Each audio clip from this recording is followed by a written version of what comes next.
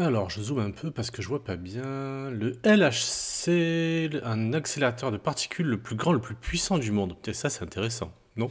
T'en penses quoi, toi? Non, tu connais le CERN? Ah, le CERN, voilà. Alors, c'est le Centre européen de recherche sur le nucléaire. Pourquoi je te parle de ça? Alors, je te parle de ça pour la simple et bonne raison que si tu viens sur ce site et que tu vas sur la page d'accueil, tu peux descendre, hop, hop, hop, hop, hop, hop, et tu vois la naissance du web. Eh, c'est sympa ça, non? La naissance du web au CERN. Et effectivement, Tim Berners-Lee, en 1989, tiens, je te zoome un peu au cas où tu verrais pas, mais à la limite, va sur le site, hein, tu verras tout ce que tu veux. Donc il y a ce gars-là, là, Tim, merci à toi d'ailleurs, Tim, qui va créer le HTML. Le HTML, alors si on veut voir le premier site, c'est quand même mythique, on arrive à voir le premier site en HTML. Voilà, c'est ça. Et on peut même voir comment il est constitué. Tiens, j'appuie sur la touche F12, et là, alors je vais enlever ça. Et là, tu vois le premier site internet qui a été créé avec déjà des liens hypertextes. Alors ce type de lien existait déjà. Le lien hypertexte, ça veut dire que si je clique dessus, ben hop, ça va m'ouvrir une autre page. Bon, alors là, les liens sont morts, mais ça servait à ça. Et on voit comment il est constitué. C'est-à-dire que là, si je viens ici, sur World Wide Web, que nous voyons ici, là, c'est en surbrillance quand je passe dessus, si je décide de lui mettre, hop, 3 points de suspension, j'ai 3 points de suspension qui apparaissent ici. C'est génial. Je peux même le faire sur le solde de mon compte en banque. Alors le problème, c'est que ça ne change que sur mon écran. Ça ne change pas dans la base de données, hein. Là, si, hop, je rafraîchis, voilà. On revient sur la page initiale, celle qui est stockée dans le serveur. Puisqu'en fait, le web et les pages web, c'est bien ça. Un serveur contient des pages et va les envoyer à un client. Le client, alors c'est pas l'utilisateur, hein, ça va être le smartphone, ça va être l'ordinateur, ça va être une télévision, n'importe quel objet connecté qui peut recevoir donc des pages web. Donc voilà, en 1989-90, on a Tim qui nous pond ça. Bon, il n'y a pas à dire, ça a quand même changé la vie, ça a changé le monde, et c'est ce que je te propose de découvrir. Là, ce que je vais t'expliquer, c'est comment on peut faire ça dans un premier temps. Je vais te montrer exactement ce qu'on va faire. On va se faire un petit site pour un resto de burgers, avec des images, avec du texte, avec un lien pour téléphoner si tu es sur téléphone portable, avec des liens pour changer de page, des petits tableaux, des petites images de jolis burgers, des petits nuggets et des wings, ça me donne faim tout ça, et puis des boutons, et puis des formulaires qu'on peut remplir, alors qu'ils n'enverront rien nulle part en l'état. Là, on est vraiment sur une page HTML complètement statique où il ne se passera pas grand-chose. Mais voilà, c'est la base, c'est la structure, c'est le squelette de toutes les pages web que tu peux voir. Que tu ailles sur un vieux site vilain, comme ce que je suis en train de te montrer, on va l'arranger après, ou le dernier site complètement beau, magnifique, que ça pourrait même être Amazon, SpaceX, Tesla, peu importe, tous sont faits d'HTML. Si le développeur était un développeur JavaScript, était un développeur Python, était un développeur PHP, il est forcément passé par du HTML. Voilà pourquoi je te conseille de l'apprendre, parce que si tu veux faire une page web, t'as pas le choix, c'est du HTML. Par la suite, on va rajouter un petit peu de CSS. Alors le CSS, ça va être Cascading Style Sheet. Ça a été aussi inventé au CERN 4 ans après, parce que là, il y a un pote à Tim qui a dit bon, tes pages, c'est bien sympa, on a les infos, c'est dégueulasse. Enfin, c'est pas beau, faut qu'on fasse un truc là, les gars. Donc, il a inventé le CSS, et de ce site, en rajoutant du CSS tout simplement, on va pouvoir avoir un site quand même qui a un peu plus de gueule, quoi. Avec des images avec du petit texte incrusté dedans, avec une petite transparence, avec des images dont la taille va changer quand on va avoir des écrans plus petits. Regarde, même le menu, quand on a un écran plus petit que le menu ne rentre plus, on a un petit bouton là pour faire apparaître le menu. Et puis les cartes ici vont venir les unes sous les autres et tout ça automatiquement. Et sur smartphone, elles vont même changer de sens. Hop, hop. Voilà, ça c'est le CSS. Alors HTML et CSS ne sont pas des langages de programmation, ce sont des langages de balisage. Pas des langages de programmation dans le sens où on ne pourra pas faire ce qu'on appelle de l'algorithmie, on ne pourra pas mettre de logique. Ça ne va faire qu'afficher ce qu'on va lui dire d'afficher. Ça ne va pas essayer de réfléchir, entre guillemets, ça ne va pas essayer de s'adapter à quoi que ce soit, si ce n'est que là la taille, parce qu'on l'a mis. Mais voilà, ce ne sont pas des langages de programmation, mais bien du balisage, pour essayer de faire quelque chose de fonctionnel, de sympa, et il faut savoir s'amuser avec tout ça. Alors oui, aujourd'hui, il y a les IA, les intelligences artificielles, qui peuvent nous aider, nous accompagner, mais est-ce que vous seriez prêt vraiment à tout laisser à une IA sans avoir le moindre contrôle dessus? Une IA va vous aider à aller plus vite, mais c'est quand même bien de contrôler ce qu'elle fait, et puis surtout de faire en sorte que ça ressemble vraiment à ce que vous voulez, vous. Parce que vous allez pouvoir demander quelque chose, mais c'est pas parce qu'on demande quelque chose qu'on reçoit exactement ce qu'on a demandé. Donc voilà ce que je vais vous proposer dans un premier temps, du HTML, du CSS, pour faire un site de ce type-là. Alors le but n'est pas de faire une formation complète où on va tout voir, je vais appliquer la loi de Pareto, c'est-à-dire qu'on va se voir le 20-80, on va voir les 20% de balises qui permettent de faire les 80% des sites internet. Avec ces bases-là, tu seras suffisamment à l'aise, suffisamment équipé pour pouvoir faire tes propres sites et t'amuser à mettre tes propres projets en place et laisser libre cours à ton expression artistique. Mais oui, c'est le but, mais enfin donc, il faut s'amuser, prendre du plaisir à tout ça. Il va nous falloir un petit logiciel tout simple, tout gentil, tout mignon qui s'appelle Visual Studio Code. Alors si on va sur Google, vous tapez VS Code tout simplement, ça va vous amener sur le site de Visual Studio Code. Ce logiciel est fourni pour Windows. Si je zoome un peu, là en dessous, il y a marqué Other Platforms. On va jeter un coup d'œil. Hop, ben voilà, pour Mac et pour Linux, parfait. Donc vous pouvez utiliser Visual Studio Code. Il est gratuit, il est complet. Vous pourrez déjà faire énormément de choses avec. Pour ma part, à mon niveau, je n'ai pas encore trouvé de limite à ce que pouvait proposer ce logiciel. Donc je vous laisse l'installer. Une fois l'installation faite, je vous conseille de faire un dossier dans lequel vous allez pouvoir ranger un petit peu tous les cours, un peu comme un classeur en fait, qui va être destiné au code, à votre apprentissage et surtout à vos projets perso, ce sera ça le plus important. J'ai un dossier, moi, qui est ici, qui s'appelle HTML, puisqu'on va commencer par du HTML. Je vais faire un clic droit, ouvrir avec code, ou si vous avez déjà le VS Code ouvert, alors si j'ouvre un VS Code tout beau tout neuf, New Window, voici, vous pouvez faire File, Open Folder, et vous allez chercher le dossier à ouvrir. Dans mon cas, par habitude, je préfère aller sur mon dossier, Maj, clic droit, ouvrir avec code, et c'est un logiciel qui est déjà presque prêt à l'emploi. Bon, il y a des dizaines, des centaines, des milliers d'extensions. Nous allons en installer 3. Alors je vais zoomer mon VS Code histoire que tu le vois correctement. Ici, dans la partie gauche, il y a... Alors, si tu n'as pas tous ces icônes, c'est normal, tu en auras de plus en plus au fur et à mesure de ton avancée de ton apprentissage, mais tu as forcément cette icône extension. Je te propose d'installer de suite 3 extensions qui vont nous être très utiles. Emmet, E2MET. Donc tu vas choisir Mitril Emmet, tu vas l'installer. Tu vois, moi il est marqué uninstall parce qu'il est déjà installé. Ça va te permettre de coder plus vite, d'avoir des raccourcis clavier en fait, et des raccourcis tout simplement en marquant 2 lettres à l'écran. Tu vas voir que ça va te sortir une ligne complète, ça va être bien pratique. Après, il va falloir installer Live Server. Hop, tu vas prendre celui-ci, le Live Server de Retweak Day, presque 60 millions de fois en installation et téléchargement. Ça va permettre qu'en même temps que tu codes, tu vas avoir une page à côté, et tout ce que tu vas faire sur ton VS Code, ça va venir se mettre à jour directement sur la page que tu es en train de fabriquer. Tu vois en temps réel ce que tu es en train de faire. Et la troisième et dernière extension, ça va être Prettier, P-R-E-T-I-E-R, et tu vas prendre le code formateur ici. Et ça va permettre de ranger le code. Tu vas voir, quand tu vas coder, tu vas avoir des dizaines, des centaines de lignes. Plus tard, on verra comment découper le code pour en faire des plus petits. Mieux vaut avoir plein de petits fichiers qu'un gros fichier, parce qu'un gros fichier à lire, c'est juste l'horaire.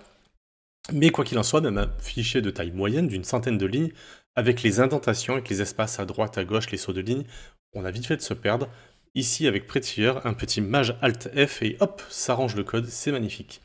Voilà, une fois que ces 3 extensions sont installées, je te propose de faire notre premier dossier. Hop, et je vais l'appeler 1 underscore première page. Alors, il faut savoir que dans le code, on évite les espaces, c'est pas trop apprécié, et les accents, de la même manière, des fois dans les bases de données ou autres, ça peut un peu chiffonner, donc j'ai pris l'habitude de ne plus mettre d'accent, et même quand j'écris en français, maintenant, je mets plus d'accent, ce qui peut poser problème de temps en temps. Une fois que nous sommes dans cette première page, et si je réouvre mon dossier HTML, je vois que j'ai la première page qui apparaît. Tiens, j'ai envie d'ouvrir un VS Code directement depuis ici. Donc ce que je vais faire pour avoir un VS Code qui soit directement dans la première page, dans l'écran du bas, là, il y a marqué problème, output. Si tu l'as pas, tu fais un CTRL U accent grave, ça va t'ouvrir le terminal. Regarde, je ferme. Je fais CTRL U accent grave, le U accent grave très important dans la langue française puisqu'il ne sert qu'un seul mot, ou. Et on va faire un change directory, donc change de dossier, et on va aller vers première page.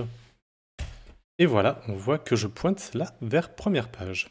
Fantastique, je fais code espace point entrée et ça va m'ouvrir un VS Code dédié à ma première page. On voit ici première page. Je te laisse te mettre en place et une fois que c'est fait, on va créer notre premier fichier index.html.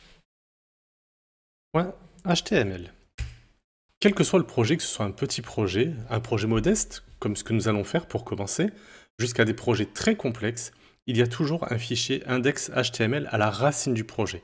Ce sera toujours le point d'entrée. On pourra après faire des dossiers avec plein de fichiers HTML, il te faudra un fichier HTML par page par exemple dans les premiers projets, mais l'index.html doit toujours être à la racine, c'est vraiment le point d'entrée pour le serveur pour qu'il puisse lire tes informations et après les distribuer au client et à l'utilisateur final. Ici, on va écrire au choix HTML 2.5 et on voit que le emmet, c'est parce qu'on a installé emmet qu'on a ça, va proposer donc un doctype. On voit le cadre ici à droite.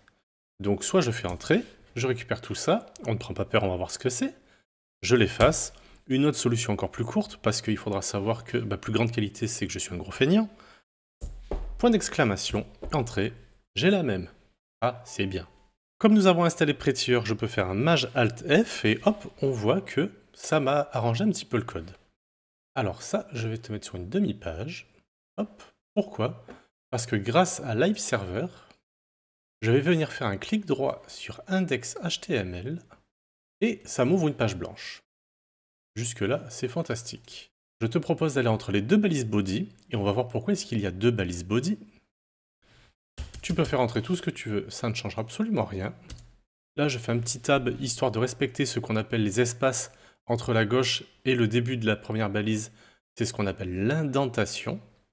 Ça n'a pas de valeur sur le langage HTML, mais ça permet de mieux visualiser qui est dans quoi. Ici, on voit que head, qui s'ouvre ici et se ferme là, contient les balises de méta. On voit que HTML, qui s'ouvre ici et se ferme là, contient le head et le body. L'indentation sert pour que l'utilisateur, le développeur, le codeur, puisse voir un petit peu où il en est. On revient à notre balise body et on va marquer notre célèbre Hello World. J'ai même le droit de mettre un D, ça coûtera pas plus cher. Voilà, tu viens de créer ta première page web. Alors on va voir un petit peu la structure là. Là c'était quand même juste pour la forme et le fun. On va regarder un petit peu tout ce qui se passe. Tiens, sur ma page, ici, je vais faire un petit F12. F12 va ouvrir la console de développeur. Si je la referme, il y a une autre manière de l'ouvrir, ça va être un clic droit, inspecter, au choix. Et ici, donc on a plusieurs onglets à ce niveau-là. Hop, toi je te ferme. On a plusieurs onglets à ce niveau-là. Nous, ce qui va nous intéresser dans un premier temps avec le langage HTML, c'est cette partie éléments. Doctype HTML. Ok, c'est bien ce que j'ai là. Ça veut simplement dire que là, nous sommes bien face à un fichier HTML. Super, on va pouvoir en faire une page web. Et puis ici, nous avons HTML langue EN. Langue EN, je pense que tu as compris que c'était pour dire que ça allait être en anglais. Nous, on voudra peut-être faire des pages en français. Ça va être utile pour les moteurs de recherche, ce qu'on appelle les crawlers, les robots de Google qui vont essayer de scanner les pages. Quand tu fais une recherche sur Google et que tu cliques résultat en français, ça va avant tout regarder cette balise-là. Après, effectivement, le contenu de ta page va être scanné également, mais déjà, on donne une première indication au robot de Google pour la recherche et pour l'indexation de ton site dans Google, ce qu'on appelle le SEO, SEO, tu verras SEO, hop, SEO. C'est la manière et la façon dont est référencé ton site sur Internet. On va aller dans la balise Head. Head, c'est une partie qui n'apparaîtra pas sur ta page, mais on peut en voir les informations ici. Alors, rapidement, on a quelques informations. Tu verras qu'avec le temps, tu en rajouteras beaucoup plus. Il y a d'abord la balise méta qui va dire, ok, le set de char pour caractère, les lettres, les symboles, les char set, donc le set de caractères, sera en UTF-8. UTF-8, globalement, c'est tu lis tout ce qui passe. C'est-à-dire même les lettres un peu bizarres, oui les français ont des lettres bizarres, des E avec des traits au-dessus, on appelle ça des accents, le U avec un accent, le I très bas. Donc l'UTF-8, on va dire que c'est le décodeur ultime pour lire tous les caractères. En dessous, on a encore une balise méta qui va donner deux informations différentes. Viewport, ok, je vais regarder la taille de l'écran qui m'est proposé. Et puis pour le contenu, en largeur, width, ça veut dire largeur. Donc tu vas voir, avec le dev, tu vas apprendre plein de nouveaux mots, donc soit consolider ton vocabulaire en anglais, soit si tu n'en as pas, comme moi au début, tu vas pouvoir apprendre énormément de nouveaux termes. Après, au fur et à mesure que tu vas les voir de plus en plus, tu vas te dire « Ah mais oui, mais je connais ce mot », et puis tu vas enrichir ton vocabulaire comme ça, c'est assez sympa. Alors width, la largeur, ça va prendre la largeur du device, donc ça va être la tablette, le téléphone, l'ordinateur. Et en initial scale, donc scale, on va dire que c'est l'agrandissement, le zoom, en initial scale, tu vas te mettre sur 1. Donc quand tu zoomes sur 1, ça veut dire que tu prends la taille initiale de ce qui t'est demandé sur le site. Et en title, on a ici un document. Alors à quoi ça sert ce document? En fait, à rien, ce qui nous importe, nous, c'est title.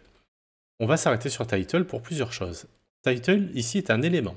Un élément HTML, c'est l'ensemble d'une balise ouvrante. Tu vois que nous avons un chevron ouvrant. Le chevron, c'est la touche qui est à gauche de la touche W sur ton clavier. Après title, parce que ça va être le titre, et on va voir ce que c'est dans un instant, un chevron fermant. Donc là, nous avons la balise. Une balise, c'est donc deux chevrons avec un nom. Et ici, nous avons la balise fermante. Fermante parce que ici, on a en plus un petit slash. Donc balise ouvrante, contenu, document, balise fermante. L'ensemble des deux balises et du contenu fait un élément HTML. Ici, nous allons mettre ma première page. Et où est-ce que ça va se répercuter ici? Ça se répercute, hop, on lève un petit peu les yeux, et comme j'ai ouvert plein d'onglets que je vais fermer, on va voir ça dans un instant. Hop, hop, hop. Ma première page, donc, title, sera ce qui sera marqué sur l'onglet de ta page web. De la même manière, head se ferme ici, puisqu'on voit qu'on a un chevron, et nous avons ici le body qui s'ouvre, le body qui se ferme, et tout ce qui sera dans le body sera ce qui sera visible sur la page internet de ton utilisateur final. Voilà comment se structure la base d'un site web. Je te laisse un petit peu regarder tout ça. Tu vas voir que si tu fais espace et que tu écris, ça ne passe pas à la ligne, ça va se mettre d'affilée et tu vas te dire pourquoi ça? Et on va voir ça dans un instant. Je te propose dans la prochaine vidéo de voir tout ce qui a trait au texte pour qu'on puisse commencer à mettre un petit peu de contenu sur notre page web. Allez, à de suite!